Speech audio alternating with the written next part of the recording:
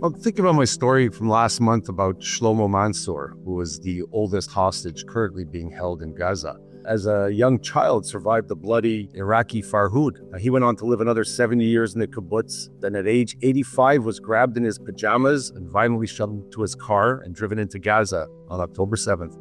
I get emotional when I think about this guy. I'm sorry. It's like, it really affected me. Like talking to his daughter and his grandson. Like this buff kid who's like a personal trainer now, talking about how his Saba, his fondest memory is building a SpongeBob SquarePants doll out of wood with him in the workshop. It was just, it got you, you know? My name is Joel Chaushu, and I'm the Quebec correspondent for the Canadian Jewish News. I think these stories are worth telling. We can do that with your help. Visit the cjn.ca/donate to support our work. You'll get a quarterly magazine and a tax receipt to boot. What's not to love?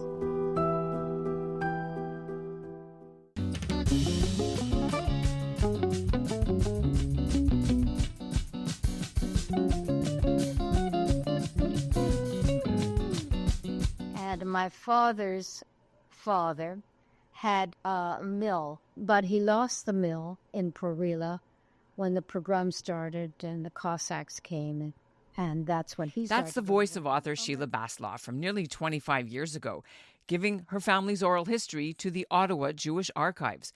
At the time of her interview, Baslaw had spent her career as a professional social worker, and she probably never dreamed that those family stories would one day launch her on a new career now at the age of 92 as a published author of a new Canadian children's book called The Lightkeeper. The story is true, as are all the people in it. It's about her late father, Samuel Saslove, who grew up in a shtetl near Kyiv, in part of Ukraine, where in the early 1900s, Jews were persecuted and pogroms were common.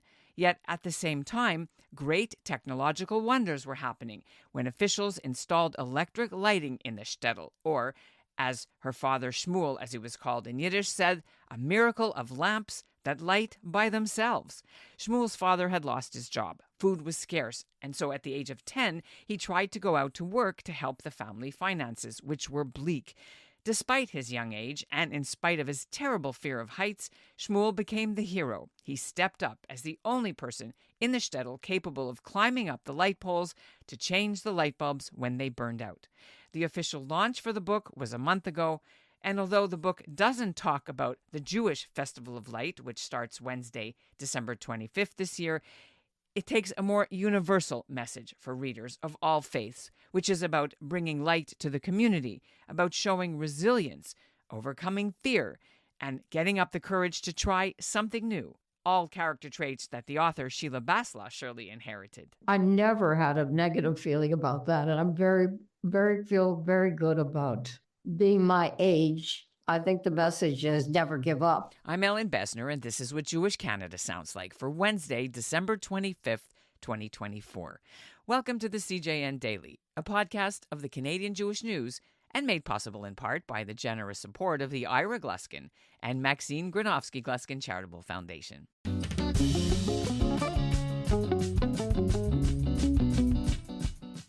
Sheila Baslaw absorbed many of her father's stories about life back in the old country, although it was like pulling teeth to get him to elaborate in any great detail. Shmuel Saslove was the only one of his siblings to settle in Ottawa. He came in 1926 with the help of a relative, Jacob Saslove, who already lived there and ran a butcher shop in the Byward Market area. But the young Shmuel went to work instead as an upholsterer of antique furniture.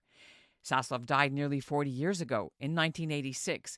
And it was only after Baslaw became a widow in 2016, after her husband Morton Baslaw passed away, that she started taking courses in writing and poetry to put all those family stories down on paper.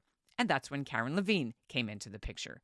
Levine is a retired CBC radio producer of the award-winning children's Holocaust book about Hana Brady, whose suitcase wound up in a school in Japan after the war. Levine and Baslaw started working together on some of Sheila's stories, and it became clear there was a book to be written, and the rest is history.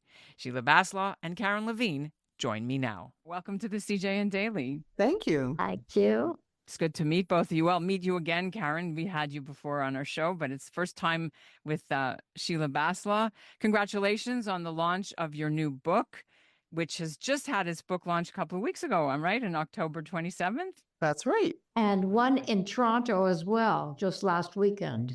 At the DJC, Danforth Jewish Circle. So before we get into some of the beautiful messages and things about the book, how did you two decide that you were going to write a book together? Because you're an author in your own right, Karen, and Sheila, you've had a different kind of career. How did the meeting happen? Well, when I heard that Karen had retired from the CBC, I was 90 years old at the time, and I thought, I got to move on these stories that I have. So I wanted to see if Karen was interested in helping me edit my stories. And I was talking to her sister. Tamara said, phone Karen and see.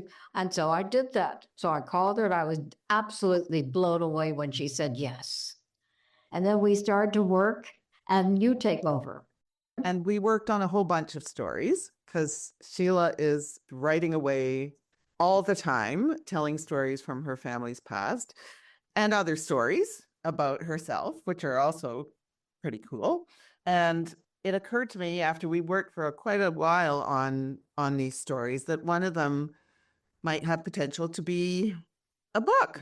So luckily, I had a connection with Second Story through Hana Suitcase, and I approached Margie Wolf, and she said yes. So that's how it happened. And you did this by Zoom, not in person, because you live in Toronto, you live in Ottawa. Is that normal, how authors and editors work these days? We did it all by Zoom. You know, I go to Ottawa quite frequently because my sister's there. So it's not like I hadn't met Sheila. She wasn't a stranger to me. And when I was in Ottawa, we would see each other. And in fact, we took a trip not too long ago, Sheila and I and my sister and three other women, to the National Yiddish Book Center because we took a Yiddish class together. So we weren't strangers. But actually, much writing work is done remotely now. I read it, of course. It's beautifully illustrated, but it struck me, we don't mention the name of the shtetl. Where was it? It was near Kiev. It was in a small village called Porila. At a later date, the family did move to Uman, but basically they were in Porila, this small shtetl. And why was it in the book portrayed as they were so poor, your father's family, that they literally were destitute? They were. My grandfather, he had been a butcher. Actually, he was working in another town 10 miles away, and he would walk home every Friday night. Sometimes he'd get a wagon would pick him up. Some farmers would pick him up, and he lost the job, and he came back to Farila, but he didn't have work, and things were very, very bad. So everybody in the family worked together to try to save enough money to get to the golden machine, whatever Medina. it is. Yeah. So that was their drive to get enough money to get to the North America. And my father had a cousin who lived in Ottawa, and this is why they came here. You don't talk about it in the book, but did they experience the pogroms and the repression, the Tsarist repression that convinced like my grandparents and here a lot of Ashkenazi Jewish families from the Pale to come? Yes, they experienced not only the pogroms, but they experienced too that Jews were not allowed to go to the Russian schools. So Jewish boys went to the Jewish school, but they were not allowed to attend school, and they were not allowed in certain crafts and certain vocations. So it became very, very narrow. The areas that they could pursue and the way they could live became worse over the years. So their only hope was to leave. In the book, you talk about your grandfather and his brood and how they lived in a town with no electric lights. Do you know what actual year they brought the actual lights to it? Have you ever been able to track that down? No, I haven't been able to. But, I guess electric lights came in the 1800s. And it would have been sometime, I think, in the early 1900s, but I don't know the exact year. Okay. And about the people that you chose to use their names in the book, Sonia is a real name. That was your aunt. And your dad's name was in the book. Those are correct. Those are actually, that was his sister, and that was his name. Did they all come to Canada at that time? Who came, who didn't? And what happened to those who didn't? There were 5 girls. 2 remained in the Ukraine at that time. One married a communist, and one married a Jew. Another one went to Argentina. It is Fiddler on the Roof. And then 2 went to Detroit. And my father was the only one that came to Ottawa. I'm Michael Weisdorf, Chief Executive Officer with the Canadian Jewish News. We've put a lot of effort into trying to engage with the younger audience and the younger demographic, those who haven't really engaged with the CGN recently. They don't realize we're back. They say, I actually remember reading this on my Booby and Zadie's dining room table or my parents' den. We're trying to bring the Canadian Jewish News into the 21st century. The Canadian Jewish News is a not-for-profit organization, and we're also a registered journalism organization with the CRA. So we can provide tax receipts for donations at any level to help support the Canadian Jewish News and help us continue providing free, high-quality journalism for the Jewish community. You can support us at thecjn.ca/donate. Thank you for your support and for being a part of our journey. How did being so poor in the old country manifest itself in your family's life growing up with your dad, if at all? Absolutely. You know, we were string savers. We were so meticulous about everything. Everything was to save money. And I remember my mother saying the sardines were 3 cents at the time. And she said she hoped nobody would come to visit when they opened the can of sardines because they would have had to share it. So I think it's still in me. I find that I'm a string saver and I don't have to save string, but I do. What was it about this story? I guess Karen can start, that you knew this would be a bestseller and the other ones needed work? Or To me, the appeal of this story from the very beginning is the light. And in fact, the illustrator described light as one of the characters in the story. And she's right, really. Yeah. And even before the last year, which has been so hard for everybody, the world was feeling like a dark place. And so the idea of a little boy bringing light to a dark village was very appealing to me. And it was a relatively straightforward story. And it's also a story that some communities in Canada will be able to connect with. I mean, the place I used to go in Newfoundland every year didn't get electricity till the 60s. So I had heard lots of stories in Newfoundland about when light came to the little village I used to go to. So I love the idea of the arrival of light and the thrill, but mostly what appealed to me was the light in dark times, and I need it. And yeah, everybody needs that these days. because the book is coming out, a month or so before Hanukkah. And so was the timing on purpose for that because of the light? Sure. I mean, why not? It's a time, I think, when darkness is coming to us as we have less light. There's a lot of reasons, but very good timing. Tell me about your dad and light. Was he the kind of guy that would go around the house turning lights off if people left the room and complaining about that? Because it's important. I mean, my father-in-law was that way too. What are you selling money to the Middle East and wasting money and things like that? Definitely, you were supposed to leave. If you left the room, you turned the lights off, and otherwise you were reprimanded. So everything was very austere. And although my father was an upholsterer, we had plastic on our furniture and didn't use the furniture. Except for company. And even when company came, the plastic never left the Chesterfield. It was being preserved. But I remember too that when a television came, my father was so excited because he said, "Good, it's great for upholsterers. They're going to wear out their Chesterfields." He had a fire, though, a devastating fire, did he not, during the early days of the war? Well, I don't know why materials were so combustible. I don't know why they were, but it was always a hazard in upholstering. And my father had 2 fires, actually. And he was a very hard worker. He got up, he was at work at 6 o'clock in the morning and came home for lunch, had a nap, and then went back to work till probably 10, 11 o'clock at night.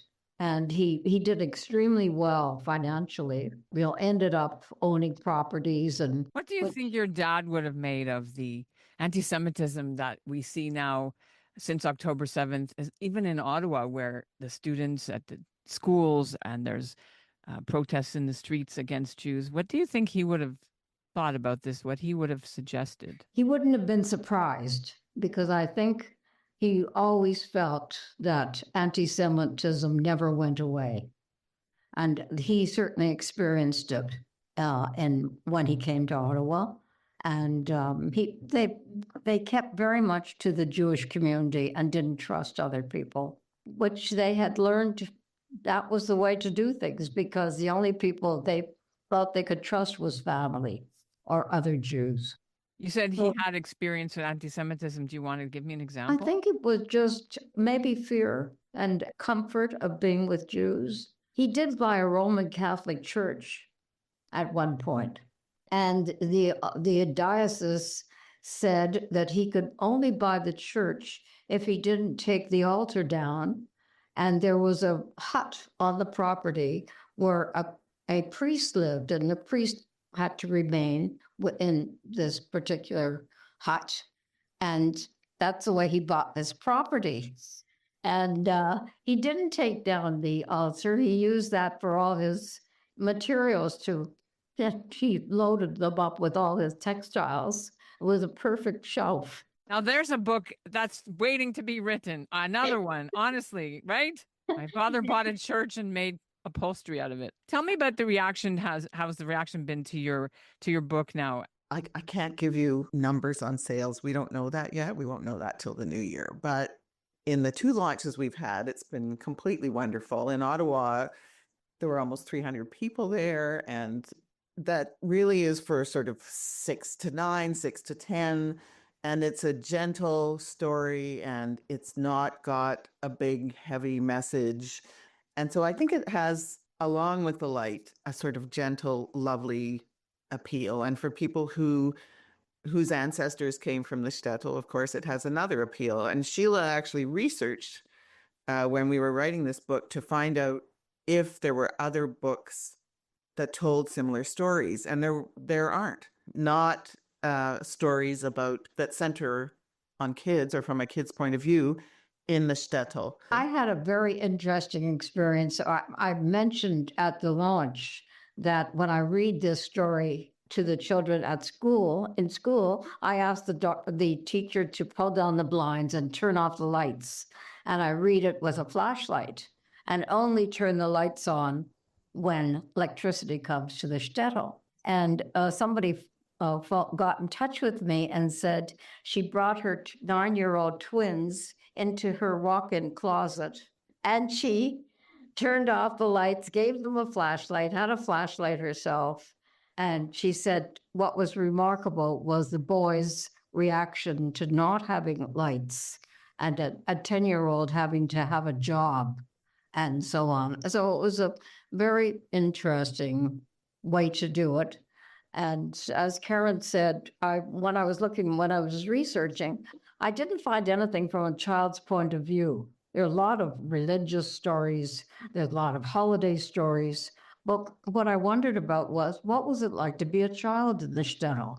When there's no adolescence, you go from child to adult. You can be an adult at 8 years of age when you have to take on responsibility within the family. So I found that fascinating. And that's kind of what I've done with the stories that I write, is looking at it from a child's point of view. What did it feel like? What was it like? And I find that part intriguing. Do you think that your book can have any influence on combating anti-Semitism or teaching something about Judaism in schools now? I don't think that's the purpose of it. When kids hear about Jews now, it's always in the context either of anti-Semitism or of Israel. This is a story that has nothing to do with either. It is just a small, gentle story about a Jewish boy in a Jewish village doing something wonderful. And so, in a way, there's lots and lots of attention being paid to those other things. And this is a bit of a relief, I think. It's just a nice story about Jewish life. And we have to remember that there are nice stories to tell and lovely stories to tell. It's not all about oppression and danger. Even though Shmuel deals with poverty and fear, you know, he ends up dealing with them very well. So I don't think it fits in a combating anti-Semitism frame.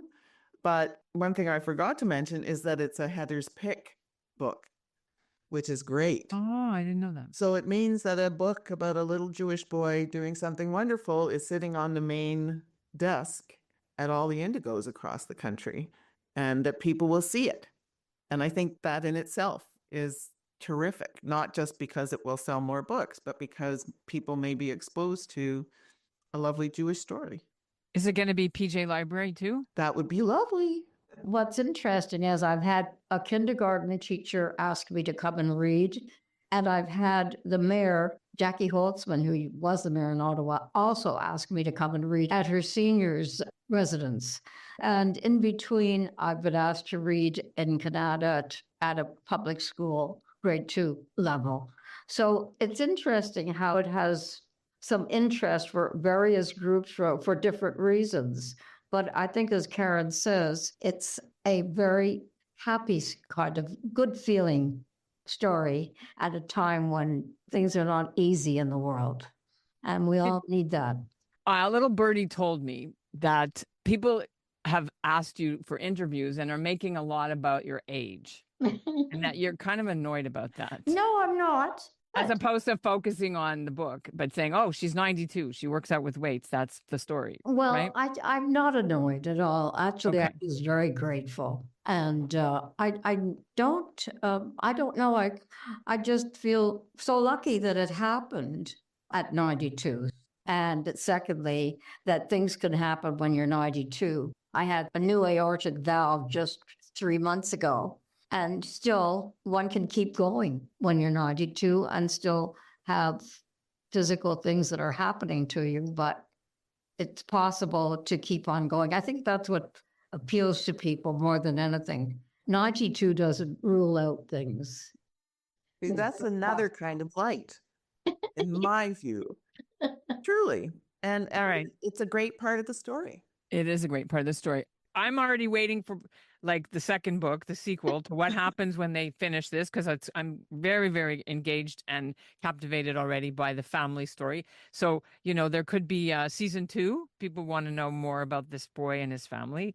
There you go. That's CJN pick. It's beautiful. I'm sure this is just the beginning of a much bigger project. The Yiddish Book Center is interested in carrying the book, which is wonderful, because that's one of the places it belongs. You know, you can't retire now. This is just the beginning. I'm not planning to retire. There's more stories to come. It's an honor to have talked to you. Thank you both so much for being on the CJN Daily. Thank you, Ellen. Thank you, Ellen. And that's what Jewish Canada sounds like for this episode of the CJN Daily, made possible in part by the generous support of the Ira Gluskin and Maxine Granovsky-Gluskin Charitable Foundation. On behalf of our team at the CJN Daily, producer Zachary Judah Kaufman, executive producer Michael Freeman, and myself, and all of us at the CJN, we want to wish you a very happy Hanukkah. And for those who mark other holidays, may they be joyous. And may we see the hostages released and peace in the Middle East. Thanks for listening. Right after October 7th, the CJN really had a challenge of how we were going to cover what we knew was going to be the most important story likely of our journalistic careers. And we think about What are the stories that we uniquely can tell? We have strong and deep ties and relationships in the community. We can go to the same event that everyone else, all the mainstream media will cover, but we will cover it differently. We'll cover it smarter because we have an understanding of the context and the nuance of the communities that we've worked in. My name is Lila Sarek, and I'm the news editor at the Canadian Jewish News. The CJN wants to continue to cover important stories across the country and important stories in Israel as well. And we can only do it with your help. Visit thecjn.ca/donate to support our work. And if you live in Canada, you will also receive a Canadian tax receipt. Thank you.